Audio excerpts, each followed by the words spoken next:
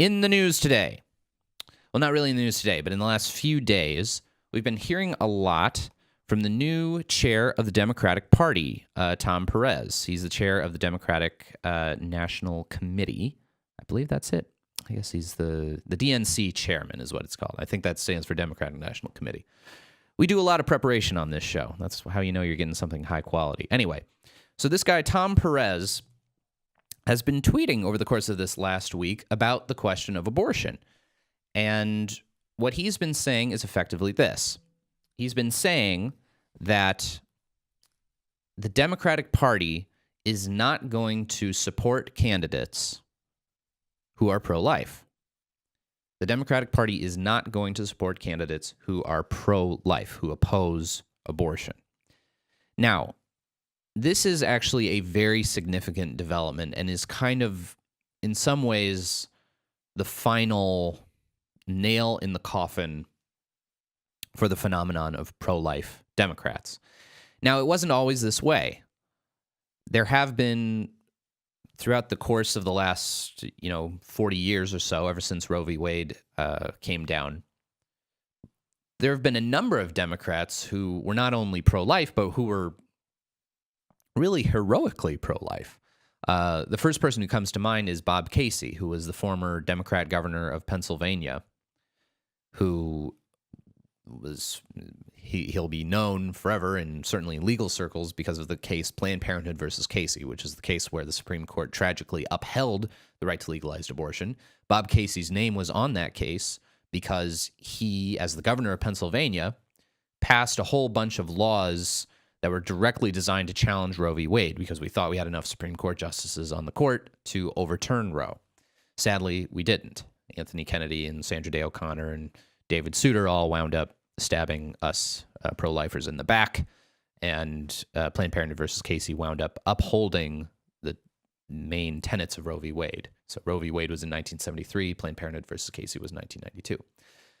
But Bob Casey wasn't alone. There was a good chunk of the Democratic Party that was either pro-life or reluctantly pro-choice or pro-choice with a lot of limitations. And some of those limitations included things like, well, there were a lot of Democrats who thought, well, I'm okay with legalized abortion, but I don't think, I don't think that taxpayers should pay for abortion. And so you saw over the course of the last 40 years, this bill called the Hyde Amendment. It's not really a bill. It was more of a rider that got attached to the federal budget every year.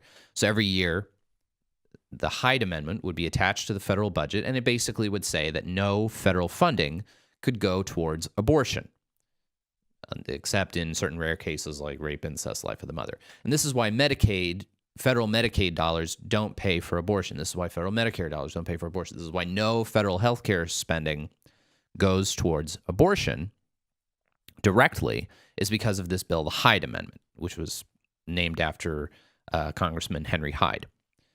And Democrats voted for that bill. For 40 years, that bill was passed with bipartisan majorities. But we see now the Democrat Party is shifting on abortion. In 2016, in their official party platform, the Democrats said that they as a party, stood for the ultimate repeal of the Hyde Amendment.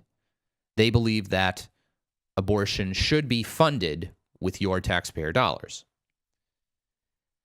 And let me pull up the exact tweet from Tom Perez from the DNC. I was retweeting this in Right to Life of Central California.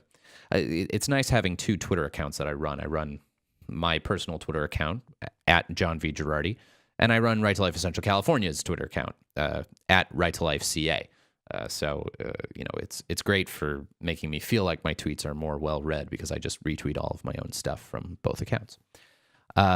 So basically what Tom Perez said is this: when I ran for DNC chair, I made a promise to protect women's rights to safe, legal, and accessible abortion.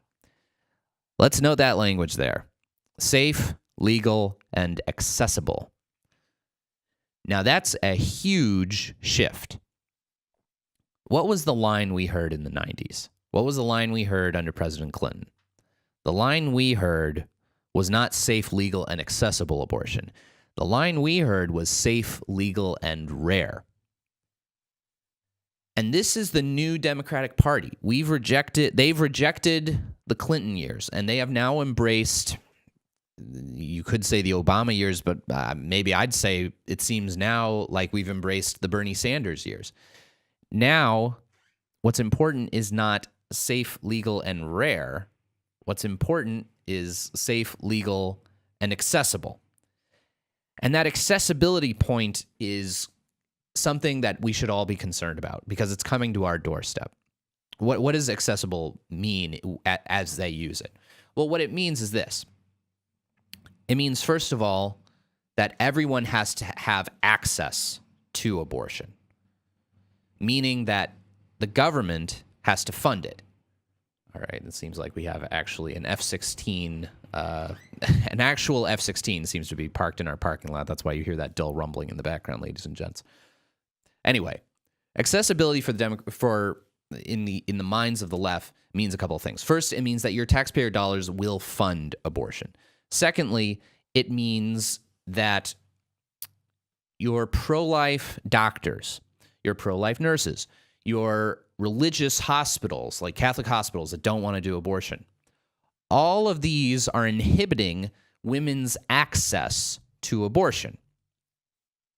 Okay, if you, for moral reasons, are not going to do abortions, in some way you are limiting the access women have to abortions. And as a result, you are going to be compelled at some point, whether you like it or not, you are going to be compelled to provide abortions. That's what, we talked about this about 2 weeks ago. Rahm Emanuel's brother, the Dr. Ezekiel Emanuel, was writing in the New England Journal of Medicine, one of the most important medical journals in the country, basically saying that he thinks every conscience protection law in this country that protects doctors, nurses, and hospitals from having to perform abortions, all of those laws should be swept away. No more conscience protections. If you're going to be an OB, you either have to do abortions or you need to get another job.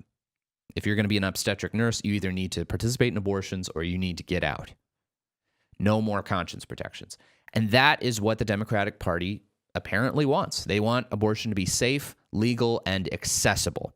No longer rare, accessible.